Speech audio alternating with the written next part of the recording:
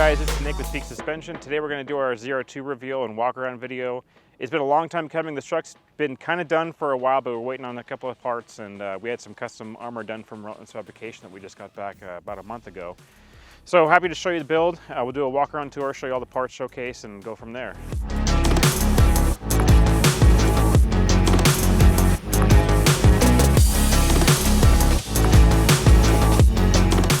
So we kind of did a little bit different on this build.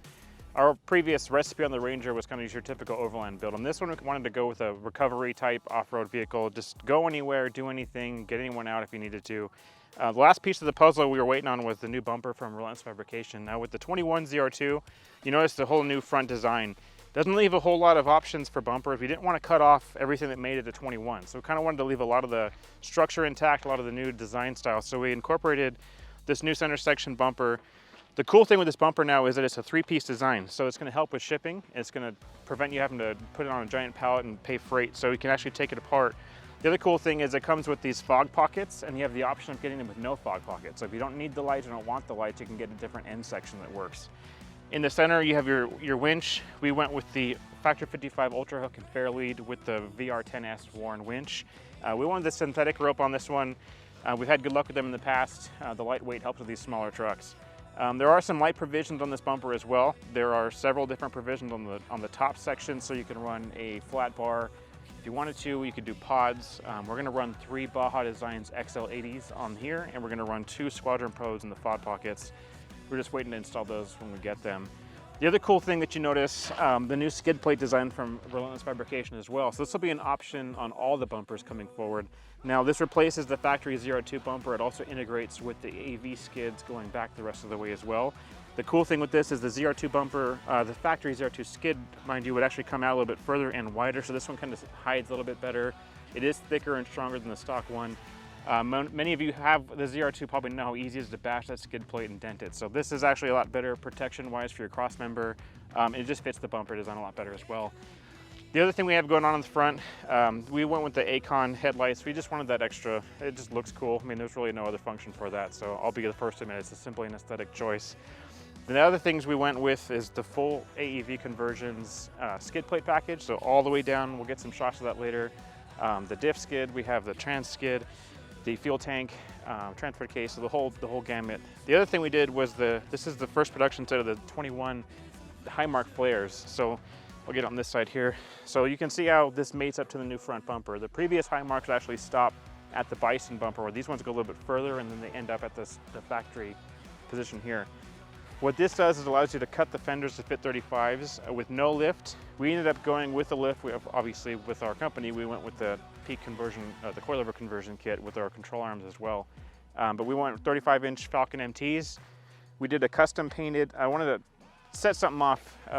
Props to AEV. I really liked their SEMA build back in I think it was 2016. They did the ZR2 unveiling with the body colored wheels. That always inspired me. I've always wanted to do that, so I thought this would be a cool throwback to that. So we did the same Sandu metallic paint on the wheels.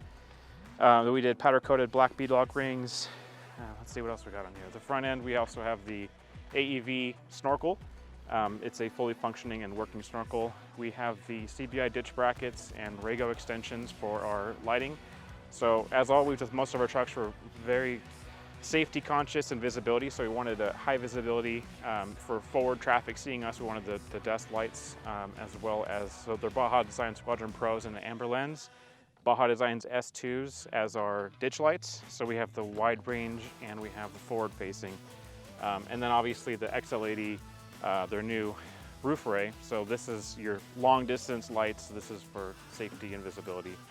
So all working together, we have all the zones covered, and Baja Design just released a video about how lighting zones work.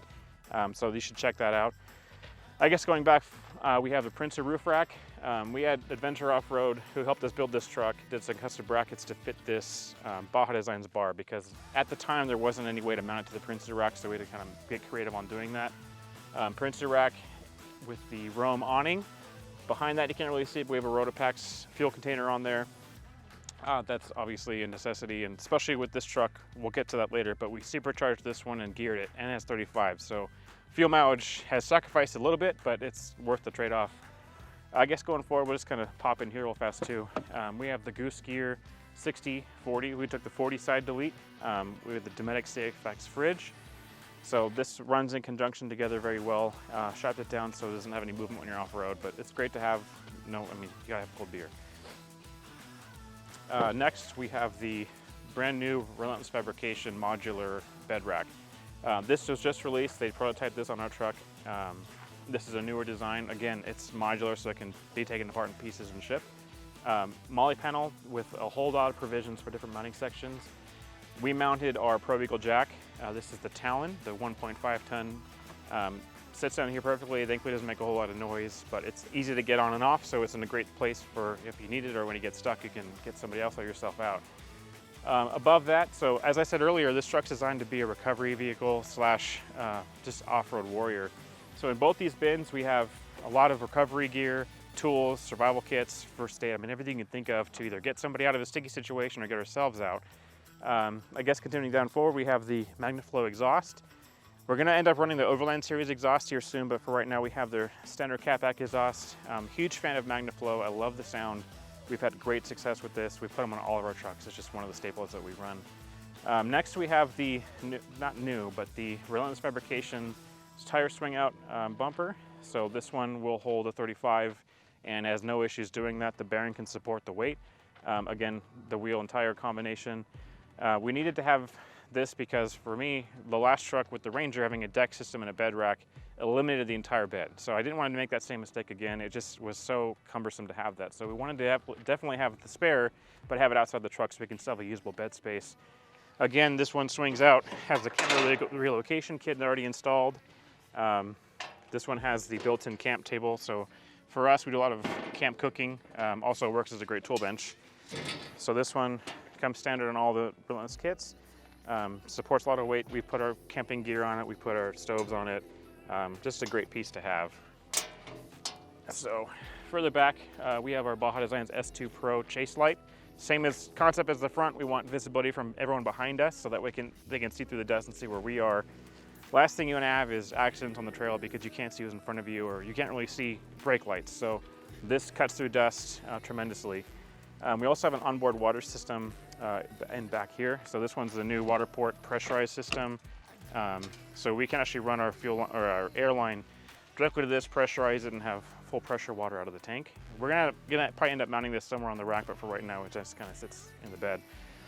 Another cool thing about this, I wanted to have everything we needed on the truck, but not have everything like a typical overland build, just bolt the shit out of everything and have everything exposed. So our air compressor, rather than being under the hood like a lot of people do, under the hood's fine, but what happens is with these full duty compressors is you're already putting it in a hot environment and they get really hot. So it does reduce the life to have it in the engine bay.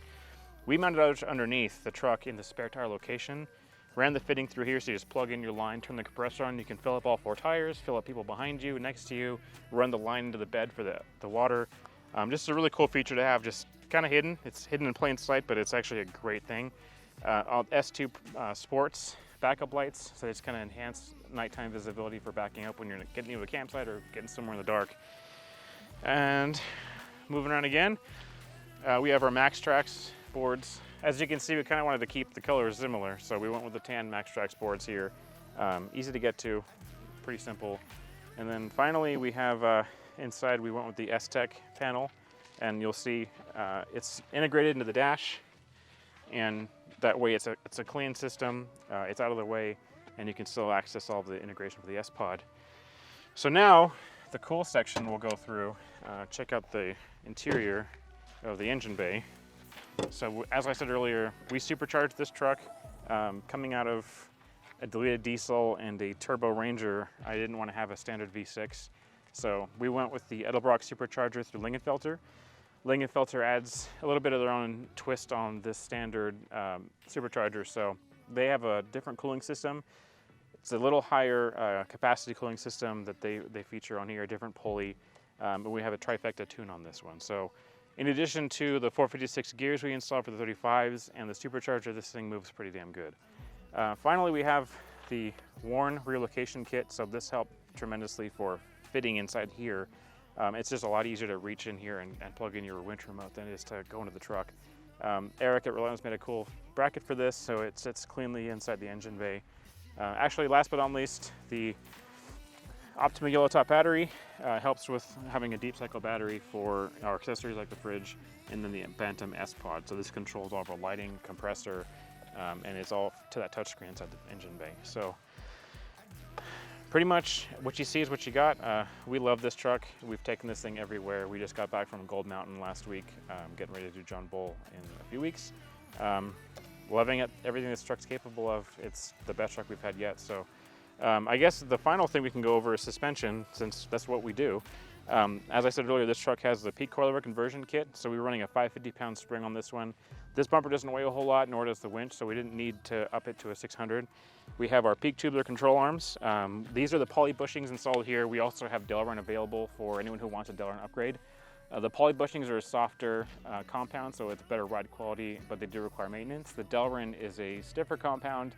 Doesn't require any kind of maintenance, but you might sense some more road vibration. But if you don't want to have to grease your ball or your bushings, you can just go with that upgrade as well. This is also the Delta joint adapter, so we make an adapter to fit the Delta joints on our arms. We also have uniballs available. The Delta joint's a sealed unit, which it controls the environment a little bit better. So if you're in a wet climate, you're not going to have to maintain the open uniballs like you would normally. We have our diff drop on here, skid spacer that we have for the transfer case skid, and I said earlier, the entire AEV skid plates section on this as well. So in addition to the front suspension, obviously we have to work on the back suspension as well. So with this truck, because of the weight, we wanted to make sure that we can accommodate the weight of the truck, as well as keep cycling the suspension the way it's supposed to go. So to keep the height, we went with the ZR2, we replaced the ZR2 OEM block with our own billet block. A little stronger, it keeps it in place a little bit better. Plus we did the Deaver Expedition leaf springs. The Deavers maintain the shock control, so we want to make sure that we're not sagging or dropping. And also we went with the Timbrin bump stops on this one. They're an active bump stop, so it's like a two-stage compression. So as it hits, it compresses and doesn't have a sharp thud like the standard bump stop from the ZR2. It's a pretty capable truck. We're super happy with this one, and I hope you guys are too. Thanks for watching. Let them know that we here for war. Here for war. Know that we here for war. For war. Said we here for war. Know that we here for war.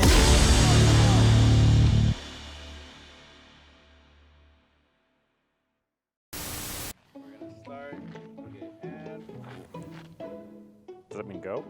Yeah. Oh. We good? Good? We good? Do I just go?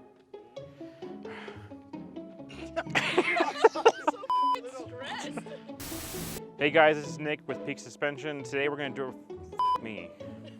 yes! So we did our billet aluminum blocks in conjunction with the Deaver Expedition leaf spring. In addition to the front end, obviously we have to do the back end as well. That sounded really weird. In addition to the front, obviously we can't forget about the back end as well. Why does that sound so weird? That's probably one of the most significant upgrades we've done so far, is when you're hitting hard stuff and the rear end just drops, you're not hitting that hard thud you are. Damn it, Kim. We are hitting that back end. With this truck and the weight, when you're going through some of the harder stuff and the back end slamming down, I hate you guys.